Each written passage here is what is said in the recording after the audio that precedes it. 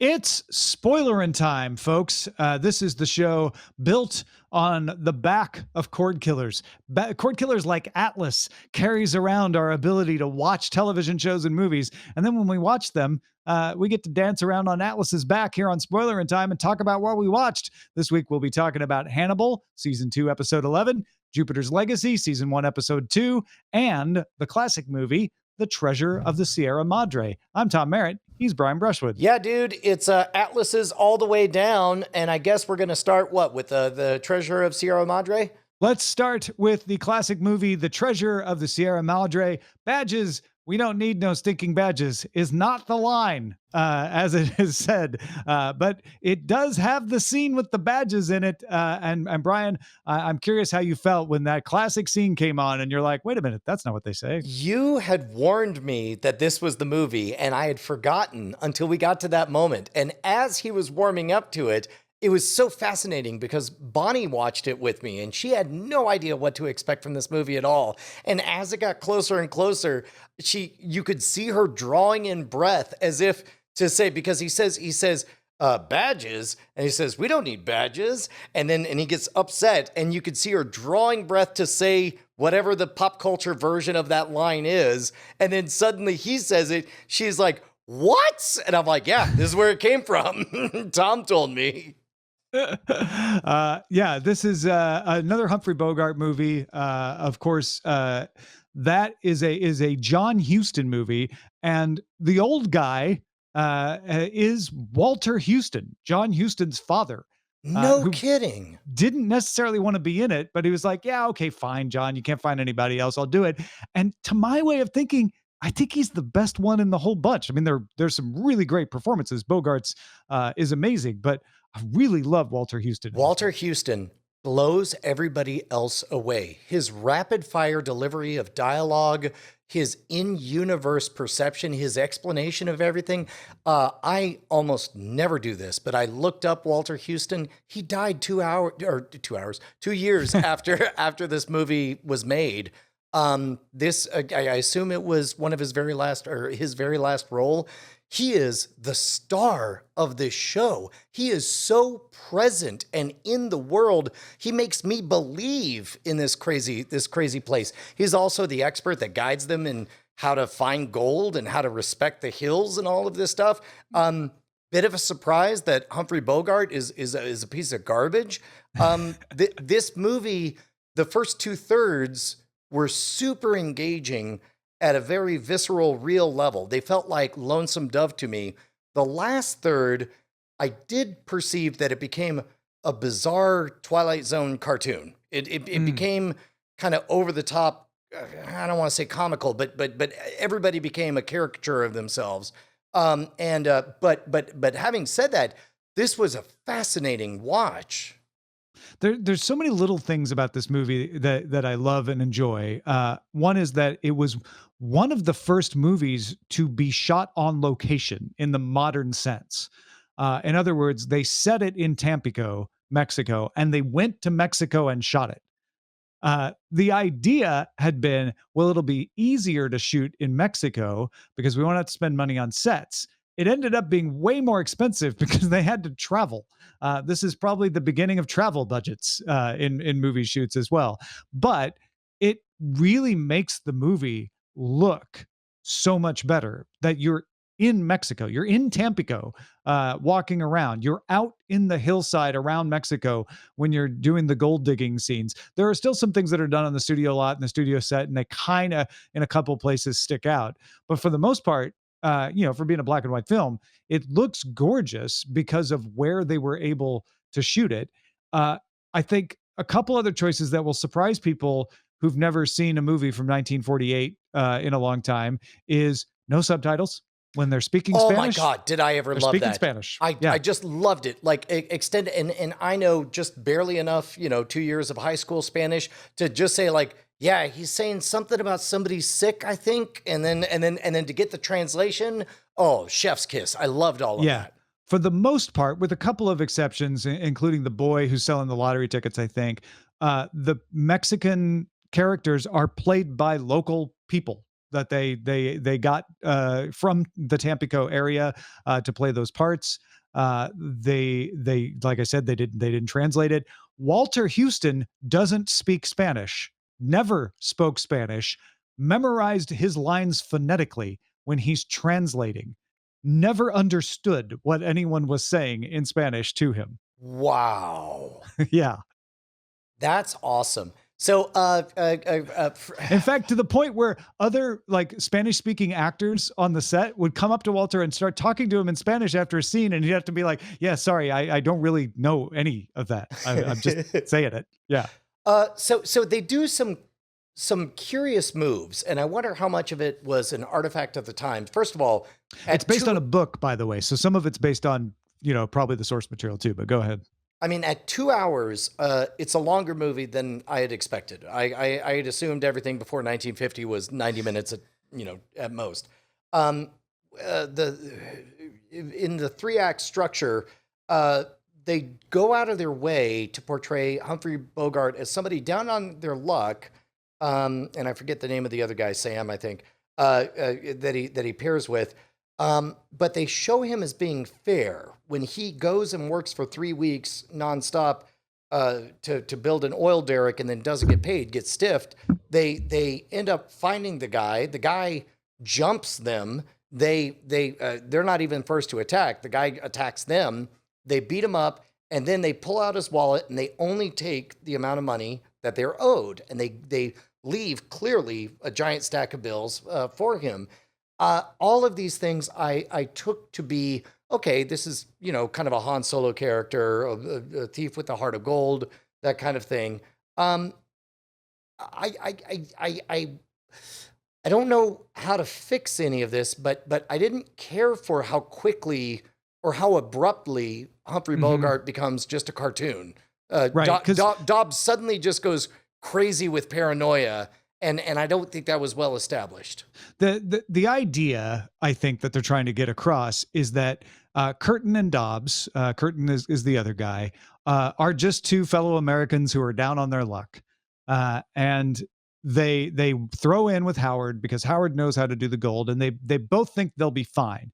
Curtin is, Dobbs isn't, and you see one thing that makes me think, oh, okay, Dobbs is just losing it because of the greed. He's losing it because of the amount. Um, I think there are probably some other things that, if you're watching it in 1948, maybe make it stick out a little more. Just the idea of going to dig gold in Mexico is probably like, man, that's got to be stressful, right? I think in this day and age, we feel like, oh yeah, you got your cell phone, you can call in for rescue at any time. So I think there's some scene setting that we're missing that you would put in a Oh, modern no, no, no. movie. On the contrary, I think they did an extraordinary job of setting up Okay. like much like again. There's also the idea that $35,000 is like $10 million now. Right.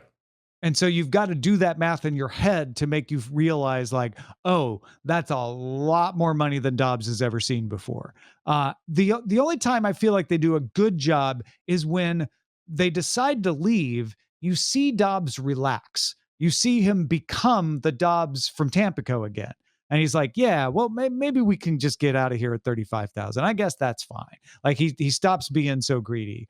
I think they just assume that the moviegoer will be like, assuming that everyone is going to be greedy. Probably in 1948, it was the opposite of like, I don't understand why Curtin wasn't more greedy. Like, of course, everyone would go crazy for gold if they were, So it may be context dependent in that way too. I suspect that's the case because otherwise, it's the only way I can really contextualize how abrupt the transformation was. Keep in mind, this movie came out before, like I said out loud to Bonnie, dude. If Rod Serling wrote this script, we'd be done in 3 more minutes. Like we all get it. The irony of becoming a gold crazed maniac and how Well, it and betrays and you the in the and end. the and the irony of all the gold gets lost, right? That's one of the messages. which Is which they I think really suffered from the black and white filming because it was really hard for me to know that any no matter what the sand looked like.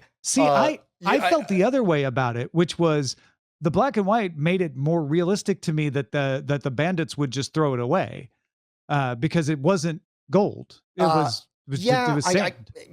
and you're right. Like objectively, it didn't look like gold, but And they had told us earlier, subjectively, like they're like, wait, this is gold. And they're like, yeah, that's gold. Yeah.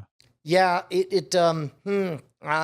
I felt like it started to go off the rails in the third act at the end. It got a little bit silly for my taste. However, The only it thing that was silly for me is that Howard ends up saying like, "Well, I guess I'm a medicine man now, and I'm just going to live with the natives." oh I'm no like, no no, okay, that's a I little totally believed all 1940s. of that. As a matter of Yeah. fact, that was going to be my conclusion. Is I started to get upset, or not upset, just annoyed with how adrift the third act seemed. But then the fact that they ended the movie with two good guys winning through no fault of their own and laughing about what a bizarre fate they were handed was just like, who ends a movie that way? Right. And First of all, Bogart dying.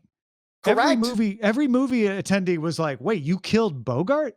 Like that, that was a shocker back then. What's funny is I was more shocked to see Bogart being the full on bad guy. I'm like, our protagonist is a bad guy in 1948, and then when they killed him, I blurted out to Bonnie, I was like, the wages of sin is death, and it's like, oh, of course, this is the height of the Comics Code Authority, this is the height of American moralism or whatever. And I You think that's can't- why they didn't spend more time building up his turn, was like, greed is going to tempt you.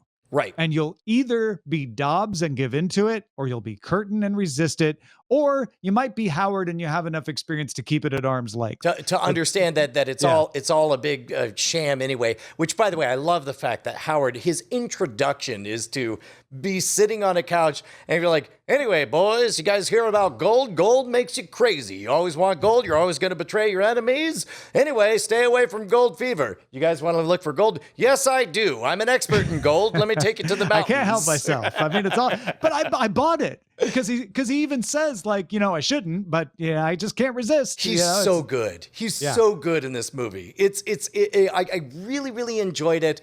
I had some modern sensibility pacing beefs, given it's a 2-hour movie or Sure. whatever. Yeah. But I can totally understand how at the And time, especially in that last third, the pacing starts to drag some too. Maybe they're putting in bathroom breaks for people back then. I don't know, but the other thing to keep in mind is while there were westerns before this, this sets the template for the great western movies of the 50s. This is the thing where they're like, oh my gosh, look at that movie. Now we look at it and we're like, oh yeah, that's what a western looks like. They go up in the hills and they're scrap chaparral and stuff. And like this was groundbreaking for that to Yeah. be like, oh, a movie could look like that. And that's another thing that's kind of lost on us, I think, is just how different and how much better this looked than every movie that attempted to tell a Western style story before it. And also Bryce is pointing out quite correctly that movies were you pop in, you pop out. That's where the phrase "this is where I came in" came from. Is you had to write a movie expecting that somebody would wander in at any moment and need to be reminded of where they were and how they got there, so that they would stick around for the start of the next showing of the movie and so on. Yeah. Well, it sounds like you enjoyed yourself watching it. I definitely enjoyed myself. What was wild was I was really pleased that my kids watched the first half with me. And then I went back and none of the kids' schedules didn't line up, so they couldn't watch with. And then watching the second half, I'm like, yeah, I don't know how much is here for them, because it does kind of meander into the weeds a little bit and literally, yeah, right.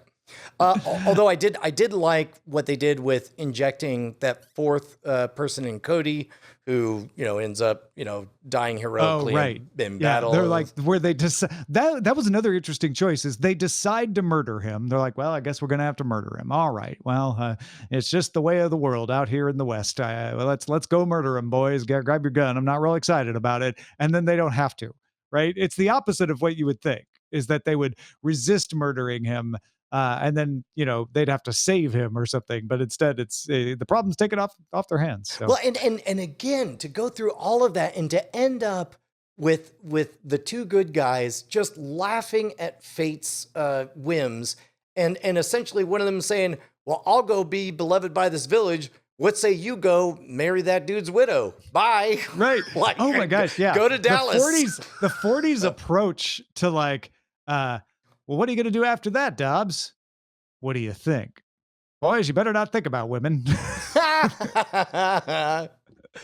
Yeah, a lot of things left unsaid that still worked. Like they still worked without even having to say them. No, Uh, it also, like, I would love to know a little bit more about where cinematography was at this period, because it felt to me, in I have no knowledge to back this up, but it felt to me like there was some extraordinary cinematography for the time happening. You could tell yeah, by the way they lingered on certain things that I'm like, oh, must have been a big deal that they could even do this. yeah, yeah. No, absolutely. It was not the first, but one of the first to really be shot on location, like I said, in the modern sense, and that gave them a lot of opportunities to do things that you wouldn't normally do when you're always shooting in the Los Angeles area or the New York area. Um, Also, I want to point out, the running bit in Looney Tunes where Humphrey Bogart like character shows up and just keeps interrupting Bugs Bunny and says, "Can you help a fellow American who's down on his luck?" Now I know where it's from. That is making fun of this movie. That's That amazing. is yeah, That's amazing. poking fun. And the white suited guy that he hits up 3 times is John Huston, the director. Oh, no kidding. Yeah. Wow. Yeah, no, definitely a worthy investment of time. It was really a good experience. A little bit of plot fussing, but man, to see an artifact that meant so much to Hollywood history was totally worth the time. Yeah, one of the better movies of all time, certainly, and often ranked up there in the top 10, top 20. That is The Treasure of the Sierra Madre. Let's talk about Jupiter's Legacy, Episode 2, Paper and Stone, where Dad goes and visits Chloe and is like, "Man, I need your help." And Sheldon confronts a reporter in the past, and we get just right up to maybe explaining how they got their powers at the funeral. Tom, Yes, I went to RottenTomatoes.com. Are you familiar with the site? I am. Yes, I've heard of it. Originally, I had figured that the 28% positive reviews was an artifact of there not being very many reviews. But then I Mm. looked again, and I think it's up to 36%. Sorry, 38% positive reviews, Oh, they're getting more reviews, which is and which they're is more positive. but also 38% usually doesn't mean a good show. High audience 73% score. audience score. Very high, relatively high audience score. I keep stealing myself for the part where I'm not going to like this show. Hmm. But 2 episodes in, I like it even more minute by minute. And I understand that they're doing soap opera stuff. I understand they're taking cheap shots. It's about a dad talking to his emerging talent children, trying to instill Here we values go. and stuff in them. Look, I understand the why I'm being suckered into it, but I'm feeling a little bit suckered into it. And I completely thought that all these people would be dead by now and that it would be up to the children. Like, well, all the olds died in episode 1, so it's up to us, the youngs, to carry on Jupiter's legacy. And so far I ain't seeing it. I'm just seeing a bunch of soap opera talk that I like quite a bit. Yeah, I am enjoying the flashback scenes more than the present scenes. The present scenes feel like long Netflix scenes meant to let me surf Instagram while I'm watching. The past scenes really capture my attention. I don't know, maybe I just like a period piece better. Whatever, but I loved the weaving of the funeral, which did tie into the present, right? Yep. With the idea of how Sheldon approaches funerals. I really enjoyed that we know that he's going to marry Grace Kennedy, the reporter, the gum snapping reporter who's only trying to tell the truth. Which But I did enjoy their tumultuous first contact. I enjoyed shouting out a bunch of anti-communist talk and all that stuff. I loved all of that.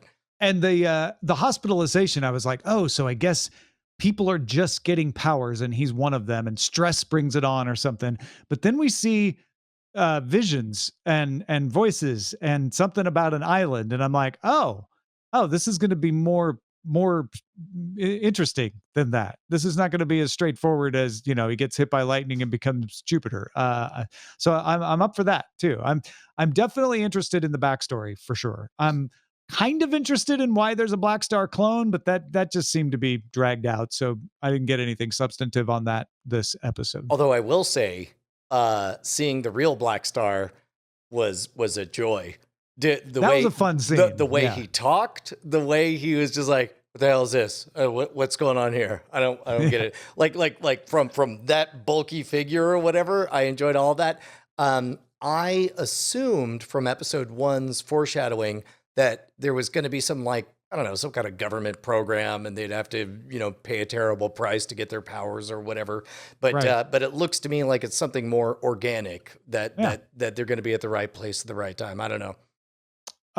Next week we will be watching episodes 3 and 4. So if you're playing along with us at the same time, we'll be watching 2 episodes for our discussion next week. That's so we can time this out so that we're done in time for Rick and Morty when Rick and Morty comes out in June. Anything else on Jupiter's Legacy? No, just know I'm with you, America. I too am stealing myself for the part where everyone turns on this. But in the meantime, I've really enjoyed the first 2 episodes. Jupiter's Legacy, Paper and Stone, episode 2 of season 1. Let's talk about Hannibal, season 2, episode 11, Ko no Mono. Which, by the way, translates to Tom was right. That's Can I tell you a funny thing? So I was getting caught up on Hannibal last week, and I watched last week's episode, and I tuned into Spoilerin time because I thought, oh, last week's episode was great. We're seeing the descent of Will. It's kind of a different thing. I'm digging it. And then I turn on Spoilerin time, and Brian's first thing is, Tom, I hated this. Yes. And then the entire rest of the segment is Tom convincing Brian, no, this is an incredible episode, and we're going to have an incredible episode next week, too. And Tom was 100% right. Yes, even and I was with the 100% Freddie wrong. Lounge thing. Here's the thing. I was, I guess, 38 minutes into this episode, whatever it is, where I It's was very getting late ready. when they show it off. I was getting ready to text Brian. I was composing the text in my head of like, man, I wish I had been right, but I'm sorry I'm not. Hopefully there's something like I was thinking about that. And then suddenly I'm like, oh, Tom, stop daydreaming about text message composition because look, Freddie Lowndes is coming onto the screen. You were right. You shouldn't have given up the whole time because they did a better job in this episode of convincing me that Will had really done it than they had heretofore, which I think is genius. What's funny is after our conversation, I was so convinced that you were right that I think we watched the same footage, but I think I saw a different episode because everything went through the filter of like little tiny things like Tom was right. Look at this. It's just the difference of like, okay, I've staked it all on being right. Oh, I bet I'm not because look at that, right? Like it's so funny that it's the same way. And we still haven't seen dead Abigail, right? Oh yeah. No, I am still convinced that Abigail is down one ear and 100% alive and working. We did get Hannibal admit to having killed her, which I don't think we had got. We get Hannibal telling somebody he killed her, which admit is too not strong the of a same. word. You're absolutely Correct. right. Yes. We get, but before this, it was like, well, did Will kill her? Or did Hannibal? We don't really know. And this time, Hannibal took responsibility for the idea that Abigail is dead. Maybe that's a better way. Even then, he vaguely phrased it as, I believe he says, some version of, I'm sorry I took that choice away from you. Yeah, right. Which it's like, why did you do not that? the same. Oh, I'm sorry I took that choice away exactly. from you. I'm sorry I took that opportunity away from you, which is not the same as saying, yes, I'm sorry she's totally dead and I killed her. Very carefully phrased. Yes. And as we know, the chief of staff of Veep, we thought she was dead and she came back as well. So nobody's dead in Hannibal until you see him put in a grave. Until you see them made into an art piece. And even until they they're roll still into the not parking because- lot from Better Call Saul, burning in a chair. And even if you do see them made into a living version of Shiva, the Destroyer, it might be because Jack was trying to cooperate with somebody to take somebody down. Right. I as I was saying that, I'm like, except that wasn't in fact who they thought it was. Like that was the part that convinced me. I'm like, oh, but it had the teeth. Well, Like, they didn't say DNA, but it had the teeth. Yeah, Like, the moment, and to be honest, I was watching this whole episode through the Tom lens, and I was just like, okay, if Jack's in on it, then how easy is it to swap out orthodontic records and just that's When it's your forensic clerical- lab. Yeah, exactly. I had the benefit of kind of binging the past 3 or 4 episodes all at once, and also going back and just catching up because it had been a few weeks since I watched. So I don't remember exactly where this happens, but I'm sure you both remember the scene with Jack and Will ice fishing, right? Oh yeah. Which is it was not terribly clear whether it was real or in his mind, but then it turned out to be real. It turns out to be real, and I mean, at the time, it probably wasn't exactly subtle dialogue either. But you going back and rewatching that scene, you're like, oh, this is them agreeing. This is Will saying, I'm going to go down and get my own justice. If you would like to find your own justice, I'm going to be casting my line. And You're that so might right, be my last Bryce. one. And so I never had that moment that you had, Brian, which, I mean, imagine watching this week over a week. You probably would have completely forgotten about that scene. Yeah. But Yeah. but it was right there. Oh no. But binging it, it's like plain as day. Where it's like, hey, we're fishing. You want to catch yourself a mass murderer who eats people? What do you say we work together? I'm a master some people fisherman. hunt, but I bet fishing would work better in this case. Yeah. But even the whole, like, how do you catch a fish? Well, you make the fish believe you are its entire world. And we've just saw an episode and a half my where gosh, Hannibal and Will are in a gay relationship, and it's incredible. Right. Yeah. We also got Graham breaking into the farm and threatening Margot's brother, Mason, hanging him over the edge, all in order to wake him up to the idea that he's being manipulated by Hannibal, apparently. I got the impression, because I watched that ending twice to make sure that I read it right. The impression I got was that it was what Hannibal wanted. And so he ostensibly, at the surface level, was there because Hannibal wanted it. But now we heard a little bit more of a version of whatever he said to Freddie Lowndes, where he said, hey, think this through. Why do you think all this is happening? So I think he's trying to recruit, just like he did with Freddie Lowndes. He got Freddie Lowndes totally on board. I think he's doing the same thing with what's-her-name's brother. Yeah, with Margot's brother. Yeah, I mean, he's like, Hannibal, pigs that eat Hannibal. And that's a delicious irony, when Hannibal eats people that have Hannibal die by being fed to the pigs. We all know it's not going to happen, but yeah. So I don't know. Where do we go from here? Dude, okay, so what do we got? 2 more episodes in this season. Correct. Right. Mm, Well, we know the ending. Remember, Well, we know the. I mean, eventually he gets caught. No. but- I mean, we saw at the beginning of the season, Jack turns on Hannibal. They have a knife fight in his kitchen. Oh, that's right. That's right. Yeah. It is impossible to believe that is still this season. This season, We are don't still in know this why Within the that next knife 2 fight's going to episodes. happen, but we do know that Jack and Hannibal have a knife fight. Oh, we know why. So maybe what? Hannibal goes underground for a season, and they have to suss him out. Like he gives up the pretense of being a civilized. Well, and when I say we don't know why, obviously we now know after this episode that Jack believes Will. right, and is working with him to find out for sure. and knows Hannibal is up to stuff. And so the knife fight is like him confronting Hannibal about it.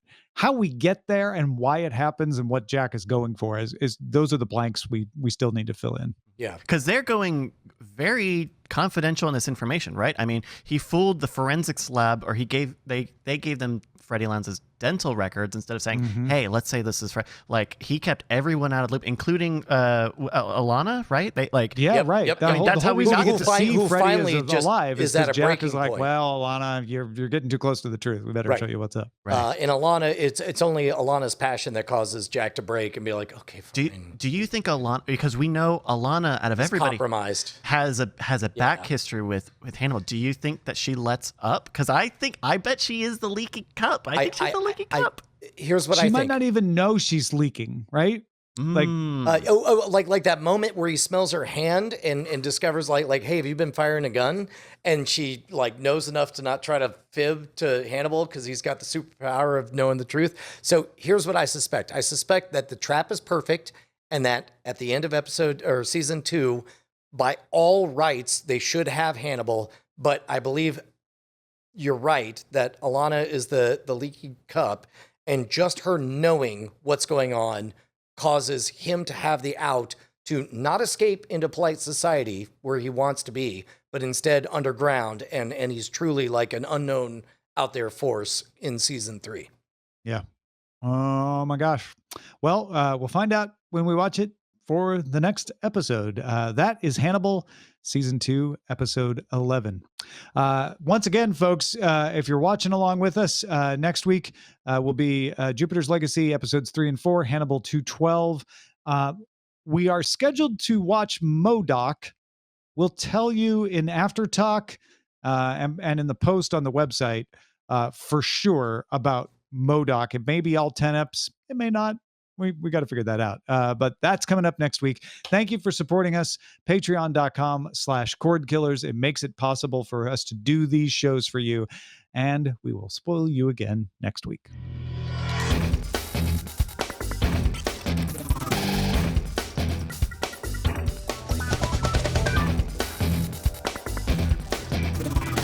Diamond Club hopes you have enjoyed this program.